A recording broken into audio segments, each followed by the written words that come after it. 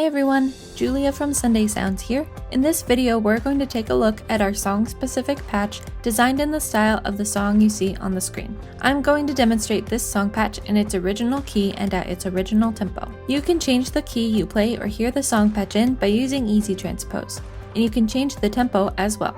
Details on how to adjust both the key and the tempo are included in your download. For this video, I'll be demonstrating the MainStage version of this song-specific patch. If you purchase the Ableton Live version, you'll be able to use this video to follow along just the same, seeing as the hand positions, song sections, layer ranges, and sound of the patch are the same. In MainStage, you'll use your mod wheel to move through the various song sections. In Ableton, you'll use the macro knob labeled Song Section. Be sure to check out the full demo video for this song patch to see all the parts and sections in order and how we move the song section control throughout the song. This patch has piano, organ, pads, and some bass all triggered in the left hand range, which stretches from here up to here. Do note that even though this song is in the original key of C major, there are some additional notes in it because it is a modal song. So instead of having this note, you'll have this note. The right hand will play chords for the entire song. There is a lead sound up high in this octave if you want to add in some leads of your own. That sounds like this.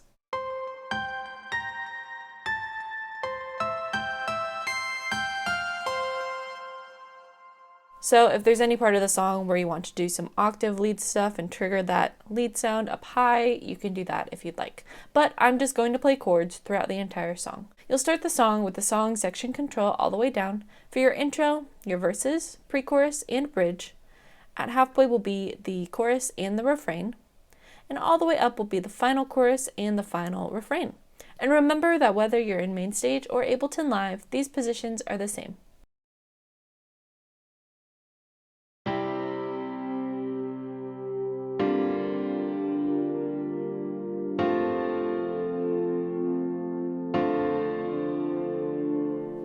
For the intro, you'll have the song section control all the way down.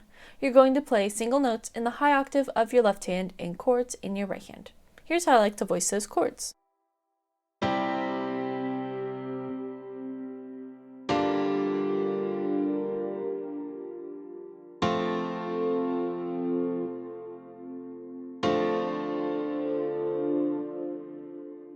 The second and the fourth chords in this progression have some suspensions. So for example, this chord includes these notes. I'll play it up an octave. So I like to play the upper two notes down here. Then the third chord is this. And the fourth chord, again, is the same idea. So this chord starts on this note, and the chord consists of these notes. So I like to play this note and this note, but down here. If this is too complicated for you, you can always just play the normal inversions of these chords, like this.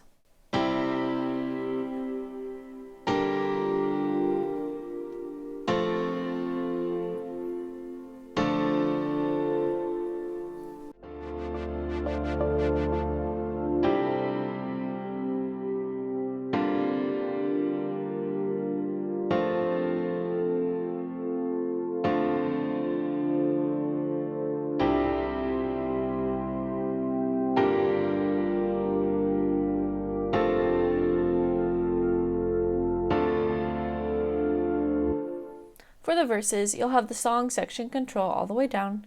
You're going to play single notes in the high octave of your left hand and chords in your right hand. I like to voice these chords the same way as I do in the intro.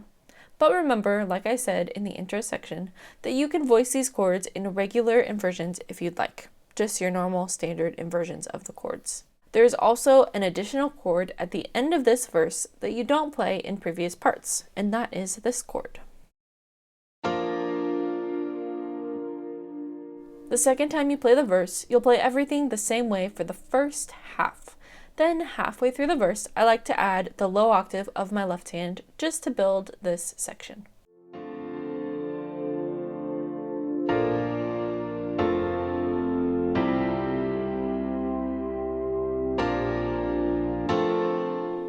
For the pre-chorus, you'll have the song section control all the way down.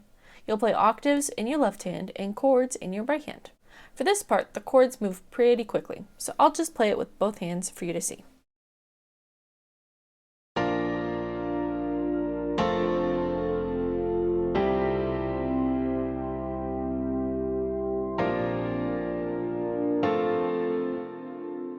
You'll notice that on that last chord, I just played the single note in the high octave of my left hand range, because you'll want to increase the song section control to halfway for the chorus. If you hold out the low octave in your left hand, then you'll hear an arp come in down here.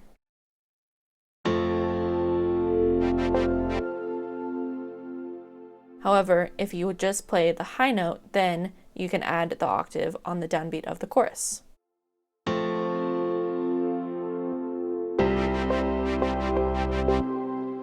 Just be sure to watch for this part in the demo so you can see the full transition.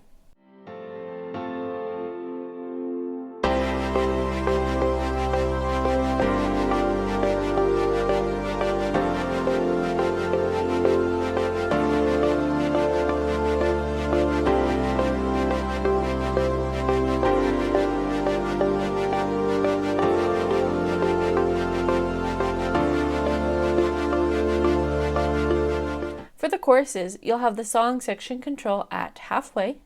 You'll play octaves in your left hand and chords in your right hand. For these sections, I like to play your standard chord inversions, and I'll show you what I like to play for those.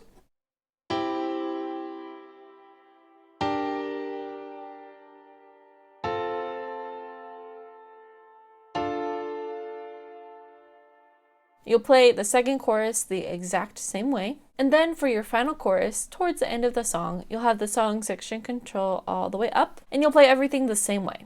Octaves in your left hand and chords in your right hand. Now for the very last chord of this chorus, you're going to do something slightly different.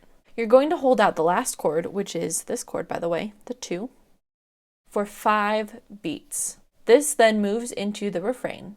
And so the first chord of the refrain you'll only play for 3 beats. So I'll show you this transition.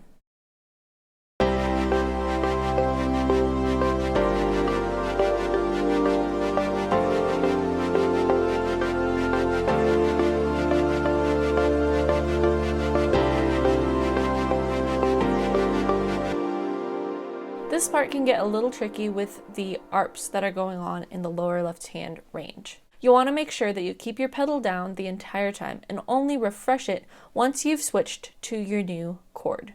For example, if you didn't hold down the pedal, it would sound like this.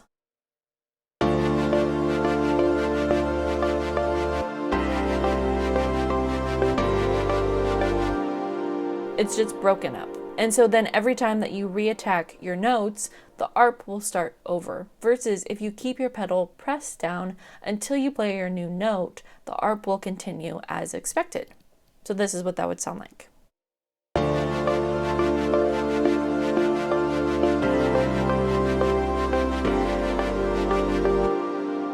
Again, just be sure to watch for this part in the demo.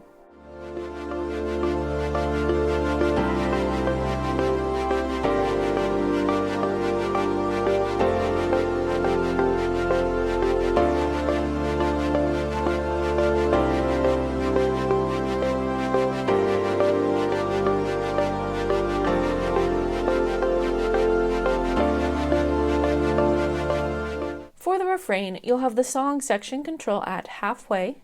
You'll play octaves in your left hand and chords in your right hand. These parts come directly after the choruses, so you're just going to continue playing the chords the same way as you do in the chorus. For the final refrain at the end of the song, you'll have the song section control all the way up. The transition from this final chorus into the final refrain is different than what you would expect. Just like we talked about it in the chorus section, you'll hold out the last note of the chorus for 5 beats, and then you'll play the first note of the refrain for only 3 beats. I'll show you how to do this one more time.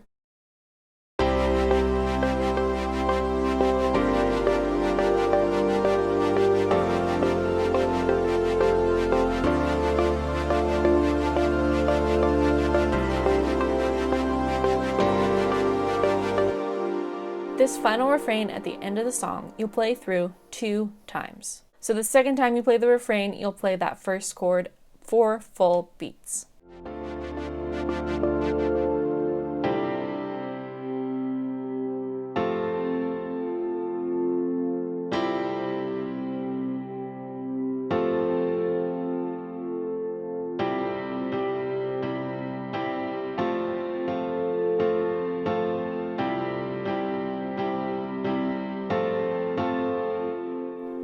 For the bridge, you'll have the song section control all the way down. You'll play single notes in the high octave of your left hand and chords in your right hand. Halfway through the bridge, I like to start pulsing both my hands on the quarter notes, just to build this section. Then there will be a short drop out for 2 beats before you come back in on the final chorus.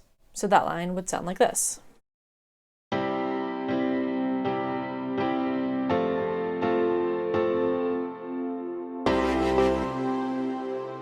Dropping out for those 2 beats allows us to increase the song section control all the way up.